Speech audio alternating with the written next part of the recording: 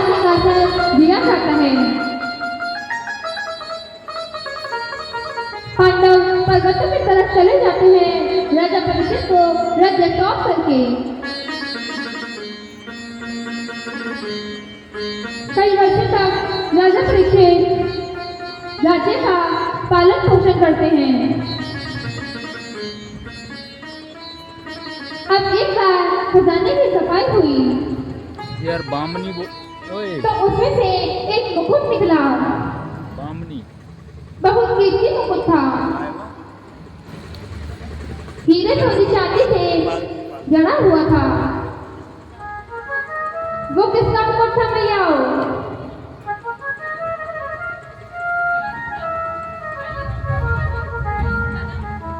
सुनंदे कर वो का बोल रही है। किसका मुकुट था भैया वो? चांदी को तो ना पूछ रहे हैं, कौन को, कौन से राजा को ना पूछ रही है किसका मुकुट था वो। पीछे भैया वो किसका मुकुट था? पीछे बाबा बैठे हैं, अब बुजुर्ग आदमी बैठे हैं, भाई बंदी बैठे हैं, उनसे पूछो।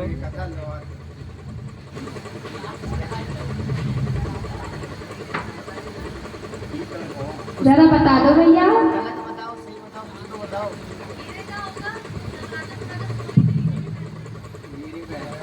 अरे वो ये ना पूछ रहे हीरा पन्ना राजा कौन था जिसका मुकुट था। वो मुकुट किसका था?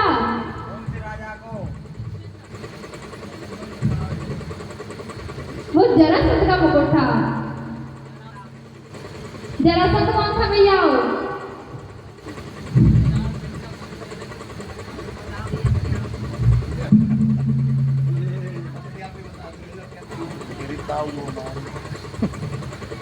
कंस का ससुर था। एक बहुत बड़ा पापी राजा था। राजाओं को मारकर उन्हें लूट करके इस मुकुट को बनाया था। ओ उधर ते हवा अंदर उधर ते। अब ये मुकुट राजा परीक्षित को पहनाया जाता है। थोड़ा मत पहले ही हिंसक भावना आ जाती है। इतने वर्षों में पहली बार राजा ने कहा कि शिकार खेलने चलते हैं।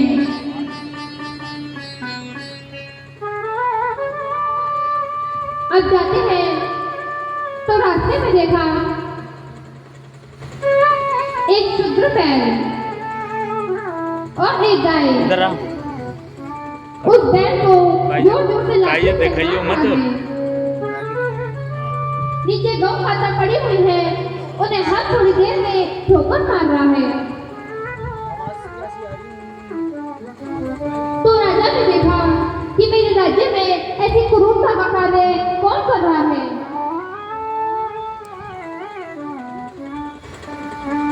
तो तलवार लेकर के गए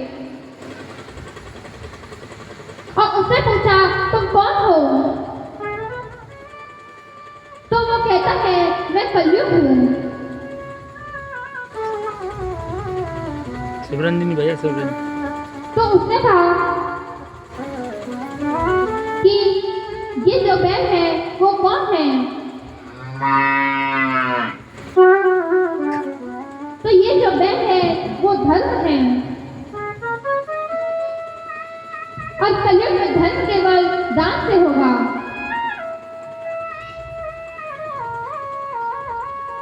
और तपस्या करना, वैराग्य लेना, माँ माया छोड़ना।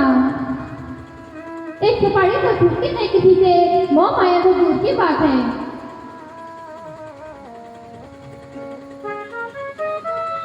लेकिन कलयुग के लोग दान कर सकते हैं। उनके पास धन काफी होगा। तो कलयुग में धर्म केवल दान से होगा। अब ये जो गौ माता है वो पृथ्वी है और कलयुग में पृथ्वी की ऐसी हालत होगी तो इससे तो अच्छा इसका मर जाना ही अच्छा है।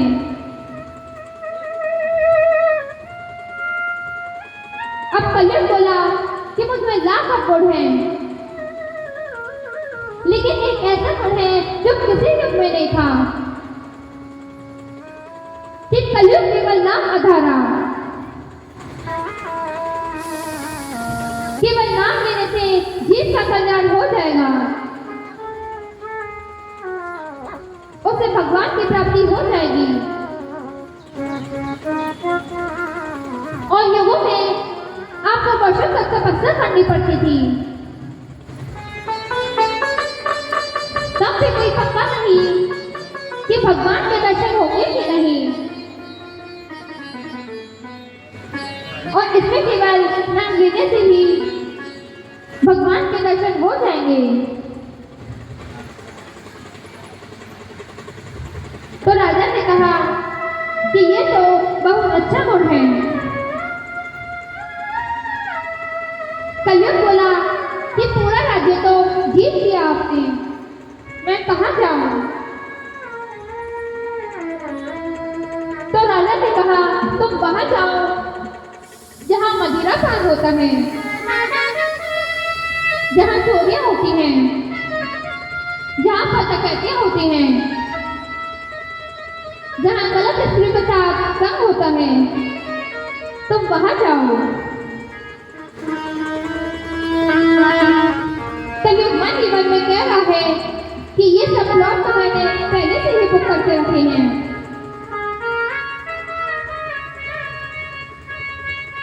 अब उसने कहा ठीक है, पर एक स्थान मुझे मेरे मुताबिक कीजिए। कौन सा स्थान? तो उसने कहा मुझे स्वर्ण में स्थान चाहिए।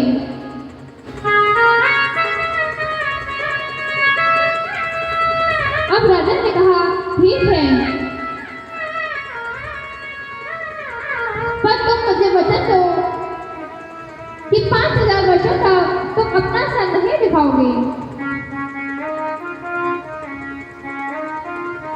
बाकी जो चीजें हैं मदिरा पान, इन जगहों पर तुम जा सकते हो,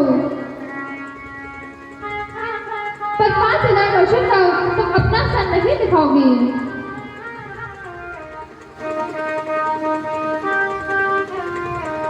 तो उसने कहा ठीक है। कलयुग की आयु कितनी है भैया?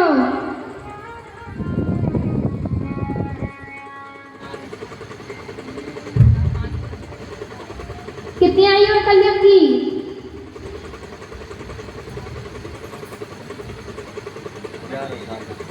11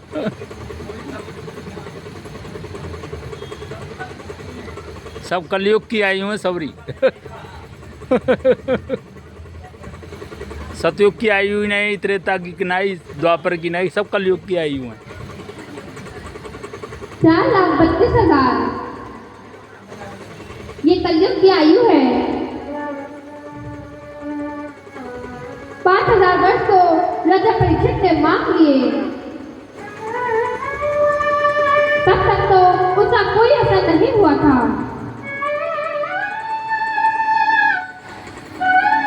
जगह जगह भगवान का नाम लिया जा रहा है, भजन हो रहे हैं, कीर्तन हो रही हैं, भगवान की कथाएं हो रही हैं। अभी कहाँ आया कलयुग?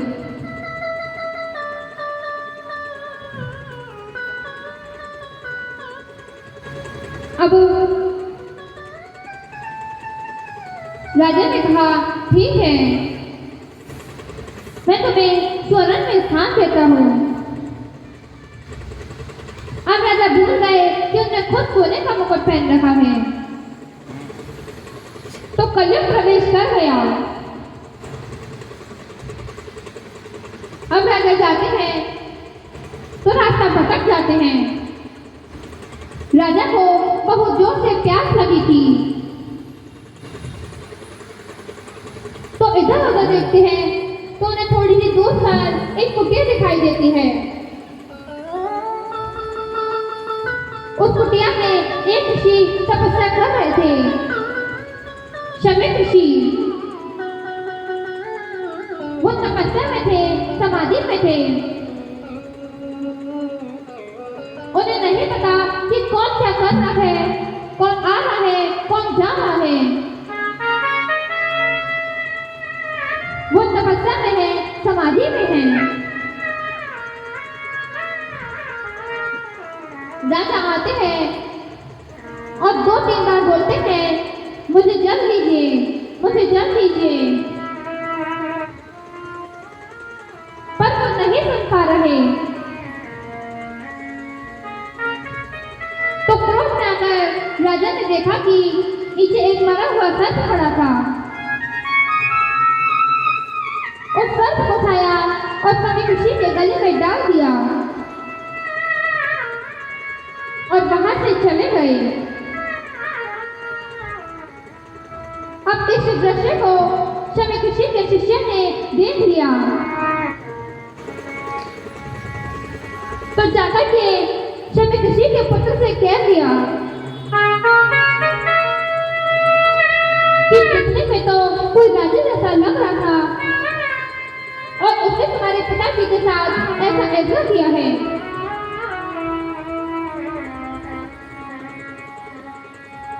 अब बिना सोचे बिना जाने क्या हुआ था, वो कौन था, वही खड़े खड़े कह दिया कि जिसने भी ये कार्य किया है अगले 7 दिन में तक्षक सांप के डसने से उसकी मृत्यु हो जाएगी।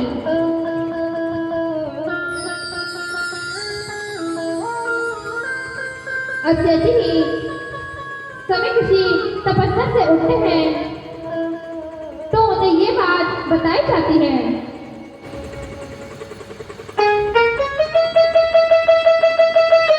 तो उनको बड़ा दुख होता है, क्योंकि वो जानते हैं कि राजा परीक्षित ऐसे नहीं है। कुछ हुआ है, कुछ तो गलत हुआ है। अब ये बात राजा परीक्षित को बताई जाती है। उन्हें ये पता ही नहीं कि उन्हें श्राप मिला है।